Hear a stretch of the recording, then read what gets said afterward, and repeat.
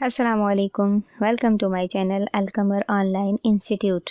آج کی اس ویڈیو میں ہم یہ جانیں گے کہ غسل کن چیزوں سے فرض ہو جاتا ہے۔ ایسے کون سے اسباب پائے جائیں کہ جن کے سبب غسل کرنا فرض ہوتا ہے، تو اس میں نمبر 1 ہے منی کا اپنی جگہ سے شہوت کے ساتھ جدا ہو کر نکلنا، غسل کی فرضیت کا سبب بنتا ہے۔ اس میں آپ یہ دیکھ لیں کہ اگر شہوت کے ساتھ اپنی جگہ سے جدا نہ ہوئی بلکہ بوجھ اٹھانے یا بلندی سے گرنے کے سبب نکلی تو غسل واجب نہیں ہوگا۔ ہاں، وضو جاتا رہے گا، یعنی کہ دوبارہ وضو کرنا پڑے گا۔ شہوت کے سبب اگر منی خارج ہوئی تو غسل کو فرض کرے گی، اگر شہوت کے بغیر نکلی تو پھر غسل فرض نہ ہوگا، صرف وضو ختم ہو جائے گا۔ نمبر 2، احتلام یعنی سوتے سے اٹھا اور بدن یا کپڑے پر تری پائی اور اس تری کے منی یا مزی ہونے کا یقین یا احتمال ہو تو غسل واجب ہے، اگرچہ خواب یاد نہ ہو۔ اس کے ضمن میں ایک مسئلہ ہے کہ اگر احتلام یاد ہے مگر اس کا کوئی اثر کپڑے وغیرہ پر نہیں تو غسل واجب نہیں ہوگا۔